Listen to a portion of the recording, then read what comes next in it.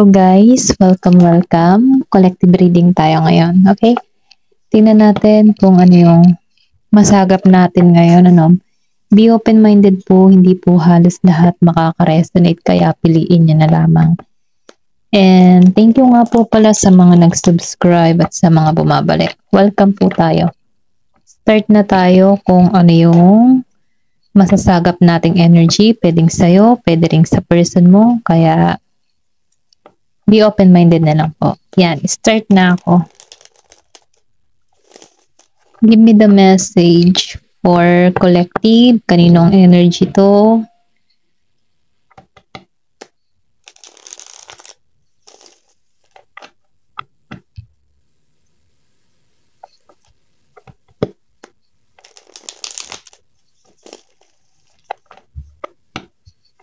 Give me the message for collective. Kaninong energy to?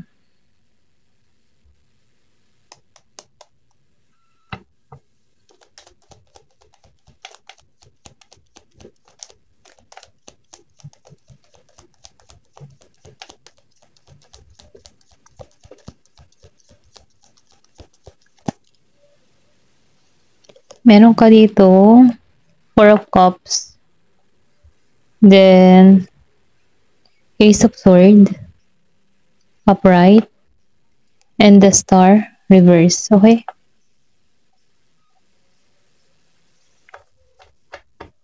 Give me more information. Kaninong energy to? Hermit, Virgo energy.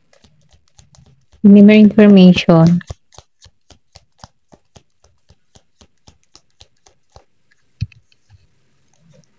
Meron ka dito Nine of Wands, upright. Give me more information.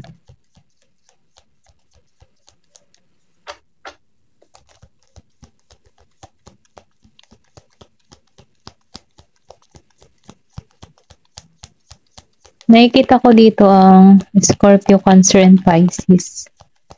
Gemini, Aquarius, Libra. Virgo. Meron din ditong Aries, Leo, Sagittarius. Okay, give me more information. Meron ditong Queen of Swords. Reverse.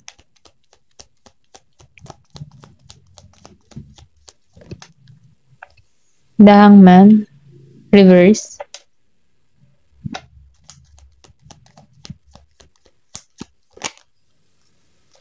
Queen of Wands, upright, okay?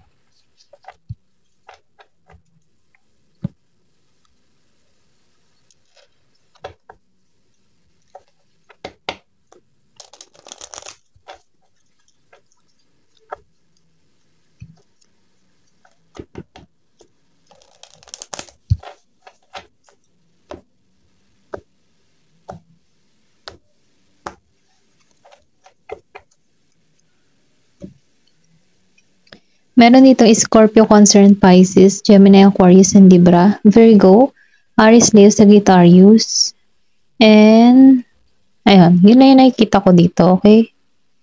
Tingnan pa natin dito sa Four of Cups. Ano yung kaninong energy to? Pwedeng sa'yo to at pwede rin sa person nyo, kaya piliin nyo na lamang, ano, vice versa. Nafe-feel ko dito, no, yung pagiging mong independent. Kumbaga, andito ka sa energy ng matatag ka, confident ka sa mga ginagawa mo. Kumbaga, ano yung passion mo para sa sarili mo, mas lalo mong pinalalago yung sarili mo. Yung tipo ba na, nakikitaan ko dito na mas marami kang priority or mas marami kang gustong gawin para sa sarili mo. Then, nafe-feel ko din dito, no, na malakas yung intuition ng iba sa inyo.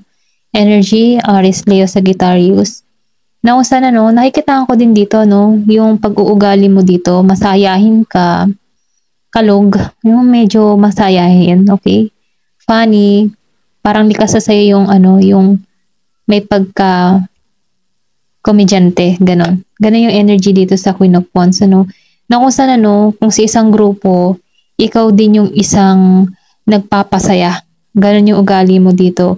Ikaw yung nagbibigay ng pag-asa sa grupo or sabihin natin na positibo ka lang tao. Na kung saan nakikitaan ko dito na maraming nagkakagusto sa'yo na makabilang ikaw sa kanilang grupo, okay? Ito rin nafe-feel ko dito. Pero ganun pa man dahil lumabas si King of Wands reverse, nafe-feel ko dito na meron kang person dito na kabaliktaran ng pag-uugali mo. Medyo lang tong tao na to, nakikitaan ko dito ng Scorpio, Cancer, and Pisces. Maybe meron kang ganun person o pwede rin sabihin energy mo to, na itong tao na ito nagigitong pabigla-bigla. Kumbaga, hindi niya pinag-iisipan yung kanyang ginagawa. Okay? Then, nafe-feel ko din dito, dahil andun siya sa moment na matigas, may pride. Okay? Ma-pride tong person mo. Nakikita ko dito, na kahit pinagtutuunan mo to ng pansin, hindi ka nito pinapansin. Kung dinededma ka lang. Kumbaga, hindi nito priority ikaw, mas priority niya yung kanyang ginagawa dahil meron siyang sariling choice para rito, okay?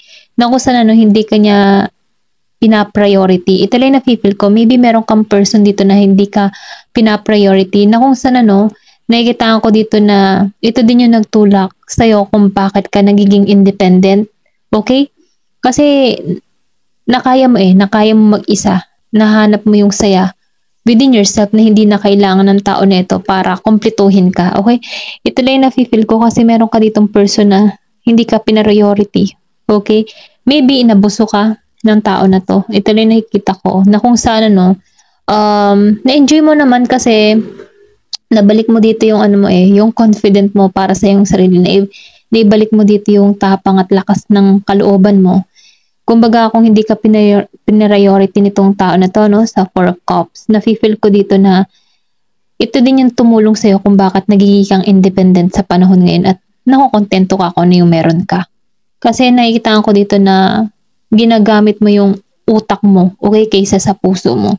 Ganun yung energy mo dito, okay? Tingnan pa natin dito sa Ace of Swords, upright.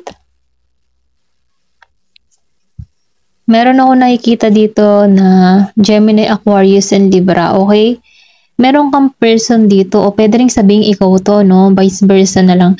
Kasi nakikita ko dito na meron kang hinahanap ng katotohanan or pwede rin sabihin yung person mo humahanap ng katotohanan. Kasi itong tao na to, dahil lumabas sa The Tower reverse, nagkakaroon siya ng sabihin natin na natakot to sa pagbabago. Sa pagbabago na ipinakikita mo sa kanya. Maybe meron ka ditong pag-uugali na hindi ka na nagiging katulad nung dati, okay? Pero ganun pa man nakikita ko rin dito na nag-iisip to.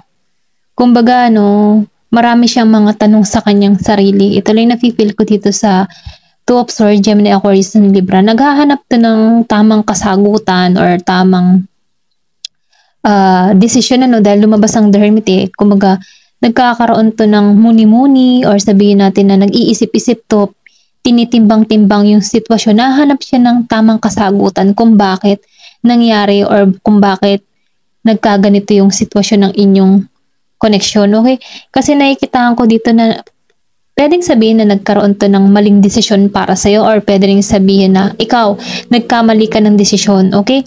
Pero ganun pa man nakikitaan ko dito, sorry kung marinig niyo yung ingay ng tricycle. Ayan, nakikitaan ko dito na dahil ito yung nag-iisip nagpaplano siya kung paano ang gagawin kasi nahanap to ng tamang sagot sa connection yung dalawa, nagmumuni-muni, nagninilay-nilay. Then nafe-feel ko dito na iniiwasan niyo muna yung kaguluhan sa inyong dalawa. Pwede rin sabihin kasi na nag-hermit mood to kasi lumabas ang hermit kumbaga ni-isolate niya muna yung sarili ng tao na to, Virgo energy. Pwedeng sabihin ikaw, in-isolate mo muna yung sarili mo. Kumbaga binigyan mo to ng silent treatment or pwede rin sabihin ikaw yung binigyan ng silent treatment dito. Kasi nakikita ko dito na meron ditong binigyan ng silent treatment na kung saan pinipili niya yung sarili niya at nagninilay tong tao na to na hanapin yung katotohanan sa connection na to. Kumbaga, no, binabalanse-balanse niya kung ano yung hakbang or susunod na niyang gagawin or pwede rin sabihin ikaw, binabala-balanse mo na dito. Okay? Then, nafe-feel ko din dito, no, na meron ditong tao na takot mag-suffer. Okay? Kumbaga, no, natatakot tong sa pagbabago. Ito lang nakikita ko. Pero ganun pa man ano, dahil lumabas si Ace of Swords, kumbaga nakikitaan ko dito yung mapagtatagumpayan niya tong emotion na kanyang nararamdaman. Kasi maybe nandito pa siya sa stage ng nag-grow na to. Kumbaga, kasi maybe tong person mo immature. So ngayon, dahil sa pananahimik mo, dun niya na balabalance or dun niya na pagnilay-nilay na may mali siya sa connection na to. Okay, kasi dun na pumapasok yung kanyang maturity. Okay, ito lang nafe-feel ko dahil lumabas si Ace of Swords. Then, nafe-feel ko din dito, no, na nagigitong matatag, nagiging siyang matapang sa panahon ngayon. Nakikitaan ko dito na handa na tong kumilos sa pananamit. Maybe ilang taon or ilang buwan din tong nanahimik sa'yo, hindi kanya pinansin. 2 years, 2 months, okay? Pero ganun pa man, nakikitaan ko dito na humahanap to ng paraan para maayos tong connection na to. Kasi nagnilay-nilay to nag-iisip-isip to kung ano yung gagawin niya. Then, nafe-feel ko din dito na dahil takot siya sa pagbabago, kikilos to, okay? Ito lang nakikita ko dahil lumabas ang Ace of Swords. Kasi pwede rin sabihin nakikita ka ng tao nito na may pagbabagong nagaganap sa'yo na kung saan natatakot siya na mawala ka na ng tuluyan sa buhay niya, okay? Ito lang nakikita ko, maybe 2 months kayong walang communication or 2 years, okay? Ito lang na-feel ko. Meron din ditong 6 months, 6 years. Sa pananahimik nito, maybe pumasok ka sa utak ng tao na ito, nag-replay lahat ng mga pangyayari sa inyong dalawa. Kaya tong tao na to, nagnilay-nilay. Okay, excuse me. Kasi lumabas ang The Stars Reverse. So, ibig sabihin, meron itong hindi na sa katuparang hiling, okay? Hindi natupad yung hiling niya. Or pwede rin sabihin, ikaw, hindi naging matatag yung pundasyon nyo, dalawa. Kasi, nafe-feel ko dito meron ditong the story verse. Kumbaga, hindi natupad, hindi naging success yung connection na to. Ito lang nakikita ko dito. Lumabas ang Page of Pentacles. Meron ka ditong Virgo, Capricorn, Taurus, and Gemini, Aquarius, and Libra. So, nafe-feel ko dito, meron ditong nabigla sa mga desisyon na ginawa niya kasi lumabas ang 4 of Cups. Meron ditong nabigla. Hindi niya inaasahan na ganito yung mangyayari o ganito yung maging resulta. Maybe ikaw yung tipong habol na habol dito ay dahil sa pagpapaano niya, yung tipong na gusto niya humabol ka ng humabol sa kanya, inatauhan ka dito. Sa Ace of Swords. Okay? At sa Queen of Wands. Naibalik mo yung confident mo. Kaya itong tao na to, may pagsisisi. Kasi, meron dito naging mabigla yon, nabigla sa pagdedesisyon. Ito lang nakikita ko. Kasi mas sinunod ng tao nito yung mga yung mga chismis about sa'yo or maybe meron tong nababalitaan about sa'yo at dun siya sumunod, okay? Yun yung kanyang sinunod.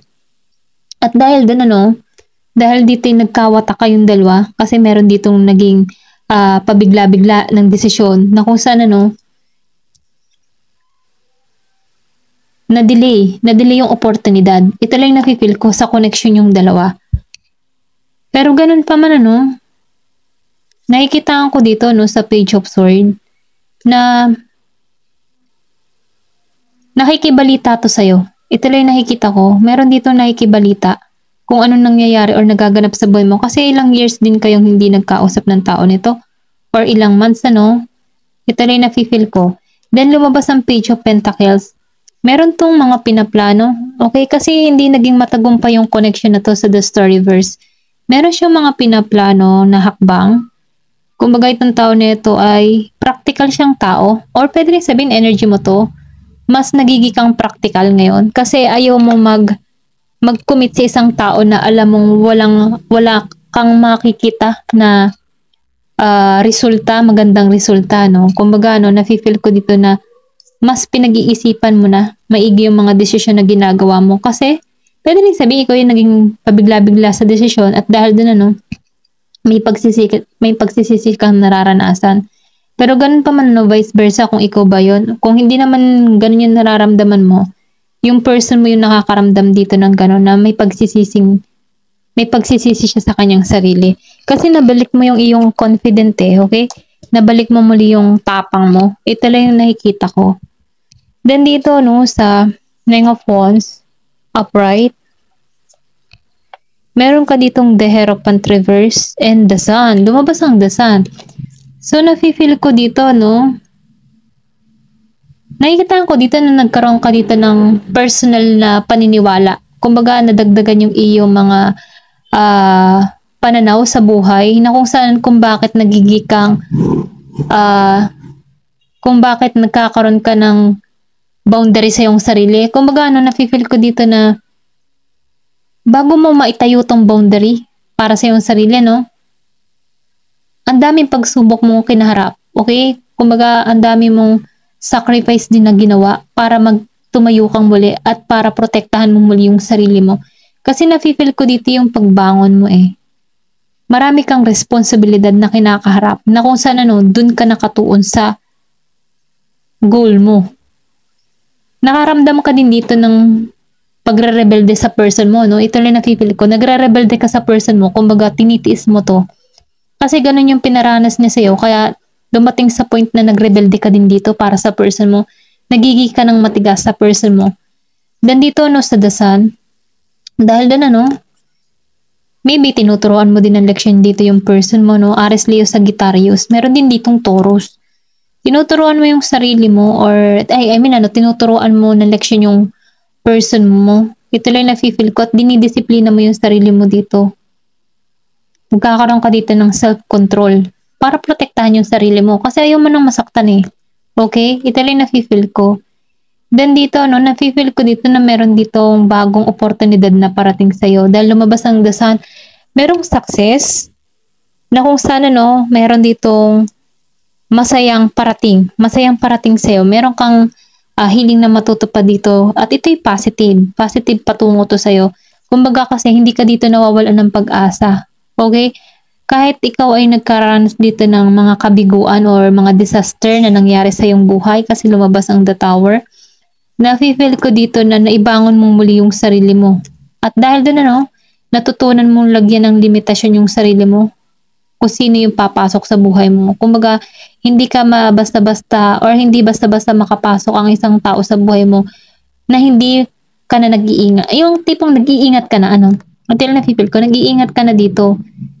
Ito lang nakikita ko. Kumbaga, halimbawa, mayroon kang bagong manliligaw, hindi ka basta-basta sasagot dito hanggat hindi mo kinikilalang maigi. Kasi meron kang experience before na kung saan, kung bakit nagiging kang grounded dito. Ito lang na-feel ko. Ayan, tingnan pa natin dito sa Queen of Swords reverse. Then Four of Swords. And the Ace of Wands. Nafe-feel ko dito, meron ditong nag-healing. Pwede ikaw to, meron ditong healing na nangyayari sa'yo sa Four of Swords.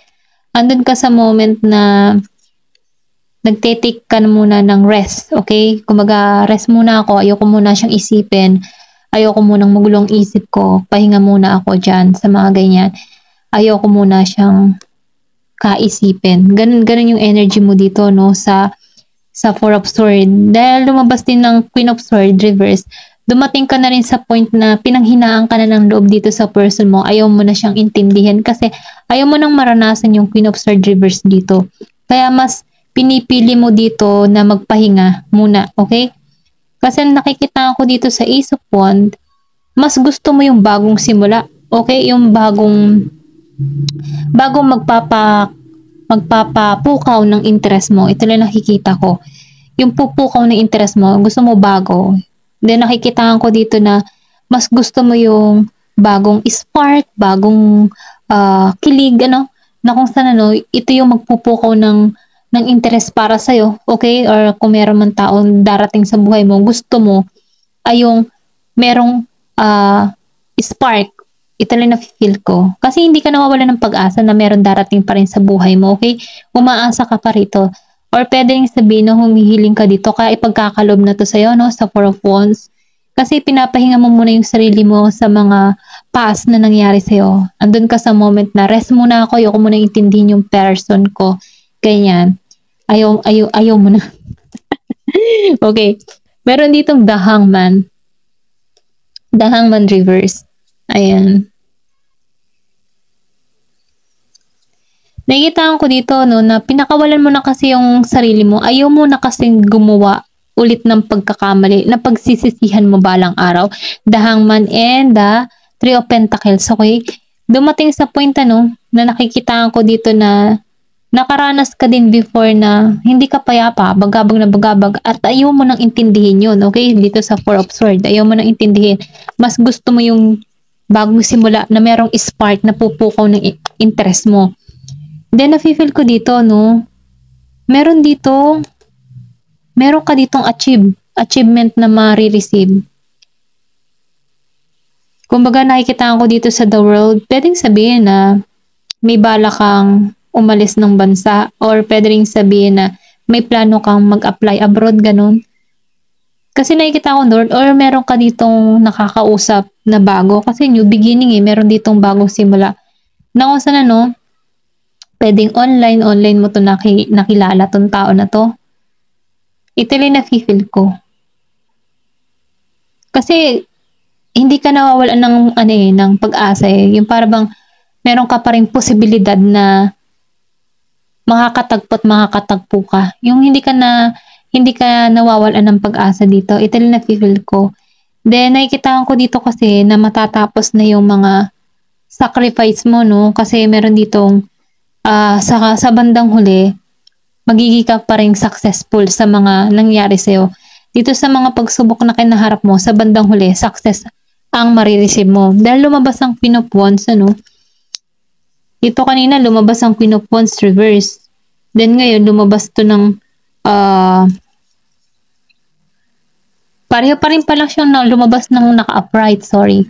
Then nakikita ko, the confirmation, ano, na mas nagiging ka ngayong independent sa panahon ngayon. Kung ikaw man ay single, ano, ini-enjoy mo yung moment na pagiging mong single, nagiging kang masaya, na ibabalik mo yung iyong lakas ulit before, ano, bago makilala tong tao na to kasi pinanghinaan ka na ng loob. Ngayon, ibalik mo muli yung power mo na kung saan, ano, nagiging ka ditong matatag. Then, nafe-feel ko dito, ano, na nagiging kang masaya. Tinan pa natin dito. Okay, sa Page of Wands, kasi nafe-feel ko dito, no, na kaya handa ka na muli dito. Kasi nakikita ko dito sa Page of Wands na yung pagiging mo ding single, ano, nagkaroon ka din dito ng, yung para bang, sa habang habang panahon na single ka dito, nakikita ko dito na nagkakaroon ka dito ng interest na gusto mo ulit magkaroon ng panibagong magmamahal. Ito lang nakikil ko dito sa Page of Wands reverse. Kasi naboboard ka na sa mga nangyayari sa'yo or pwede rin sabihin na kasi pag merong bagong manliligaw or merong bagong mangingibig, no, nakakadagdag to ng ng energy mo. Ngayon, nakakaramdam ka dito ng naboboring ka sa routine na nangyayari sa buhay mo kasi walang nagpapa-spark sa'yo, okay? Ito lang na-feel ko. Kaya nakikitaan ko dito na handa ka na muli, okay? Makipagsapalaran ng bagong magmamahal. Then, na-feel ko dito, no, na meron ditong patungo sa'yo. Okay? Meron ditong tutungo sa'yo. Pwedeng past person mo din yung tumungo dito. Kasi lumabas dito yung Five of Wands reverse. Ayaw na nito ng conflict. Gusto na nitong magsimula muli kayo. Pero ganun pa man, nasa sa'yo pa rin yung decision dito. Pero nakikita ko talaga meron ditong gustong tumungo sa'yo New beginning. Pero nakikitaan ko din dito, pwedeng new person to or past person mo to. Pero ganun pa man, nasa iyo pa rin naman ang decision kapag new or past ang dumating sa buhay mo, ikaw pa rin na magdedesisyon yan kung tatanggapin mo pa rin to or dun ka na sa new beginning na parating sa'yo. Bagong tao na parating sa'yo, okay? Kasi meron ka na ditong tapang at lakas na loob kasi independent ka na eh. Ito lang na-feel ko, marami kang nalampas ang pagsubok na kung saan kung bakit nagiging kang matigas dito. Aries Leo sa Sagittarius, okay? Yung energy mo. Ito lang na-feel ko. Tingnan pa natin kung ano pa yung mensahe sa'yo. Pasensya na kung may marinig kayong tahol ng aso. Huwag niyo na lang pagkapansin yan. Give me the message. Ano yung mensahe pa sa'yo? Excuse me po.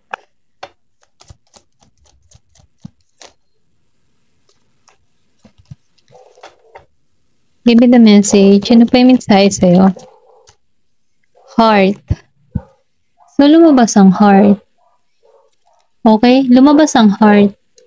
So, ready ka na nga talaga ngayon magsimula muli kasi tama yung yung sinasabi ko kanina na nabubore ka na eh sa tagal ng panahon yan. Sa tagal ng panahon na single ka, nakakaramdam ka ng pagka-boring kasi gusto mo ulit ng bagong magmamahal. Ito na feel ko. Dahil lumabas ang heart. Nakalagay dito, the heart is a symbol of fulfillment and joy. Romance is full bloom for you to enjoy. So, ibig sabihin, meron talaga dito bagong parating na magmamahal sa'yo, na magbibigay sa'yo ng kaligayahan. At makakaramdam ka dito ng pagkabuo muli sa sarili mo. Ito lang yung nakikita ko.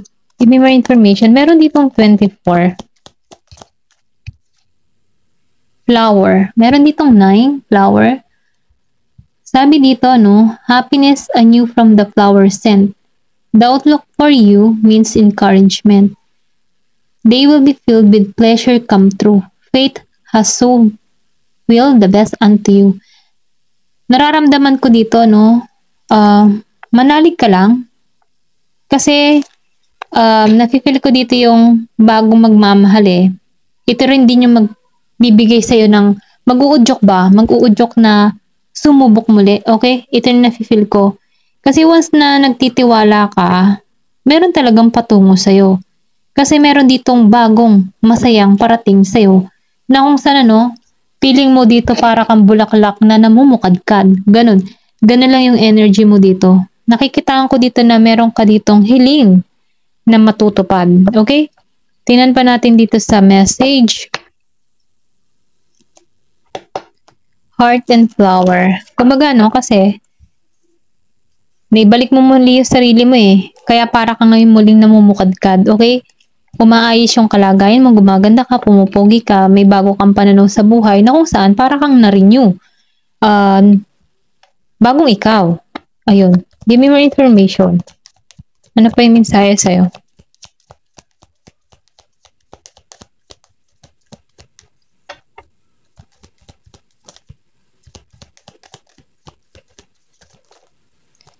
Message. Message of warning. So, meron ditong 33 years old. So, pinag-iingat ka dito. Reunion. But merong warning, pero merong reunion. So, nafe-feel ko dito, message of warning. Meron ditong babala sa'yo, okay? Pinag-iingat ka din dito. Kasi meron dito magkikitang muli. Pwedeng past person mo yung makita mo muli. Pero ganun pa man, meron pa rin babala. Kumbaga, nararamdaman ko dito, sundin mo yung puso at isip mo kung talagang papapasukin mo muli itong past person mo sa'yo. Kung siya man ay darating kasi may reunion dito eh. Meron ditong warning na kung saan huwag kang maging pabigla-bigla sa desisyon na gagawin mo. Pag-isipan mong maigi. Ito lang yung mensahe dito. Ayan. Give me more information. Pasensya na sa tahol ng aso. Huwag nyo lang pansinin. Meron dito, message of forgiveness. Meron kasi dito, hihingi ng tawad, okay? Pero ganun pa man, may warning dito. Maybe, sinasabihan ka dito na kung darating man tong past person mo sa buhay mo muli, kasi meron ditong renewal. Ako nakikita. So ngayon, kailangan mo mag-isip maigi. Huwag kang maging pabigla-bigla. Kasi hingi ng tawad to eh. 40 years old. Hihingi to ng tawad sa'yo. At syempre, nasa iyo pa rin yung desisyon. Kung tatanggapin mo tong person mo. Kasi meron ka ditong naboboard. Pwede kasi matanggap mo to kasi naboboard ka na sa love life mo eh. Pero ganun pa man, nasa sa'yo pa rin desisyon ano. Tingnan mo kung may pagbabago yung person mo. Kung wala naman at dahil naboboard ka lang, ay mahirap naman yung panandalian lamang yung ligaya, no? Maganda yung pangmatagalang ligaya, yung talagang secure yung relasyon na parating sa'yo. Ito na yung nakikita ko. Give me more information.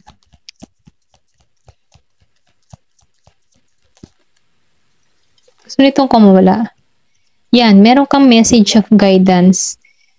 Pero sinasabihan ka naman dito, 36 years old, sundin mo yung inner voice, sundin mo yung intuition mo. Once na dumating yung person mo, no, pakaramdaman mo yung sarili mo. Kung magaan ba ang pakaramdam mo sa person mong ito. Kung mabigat yung kalooban mo, kung humingi siya ng tawad, patawarin mo, pero mabigat pa rin yung kalooban mo, huwag mo na lang siyang papasukin sa buhay mo. Pinatawad mo siya, pero huwag mo papasukin sa buhay mo. Okay? Kasi, meron dito talagang tutungo sa'yo. Kailangan ka lang ditong manindigan. Kasi ikaw pa rin at ikaw pa rin ang magdidesisyon para rito. Kasi, meron ka naman ditong gabay eh. So, sundin mo yung intuition mo, yung inner guidance or inner voice mo. Okay? Give me more information. Ano pa yung mensahe?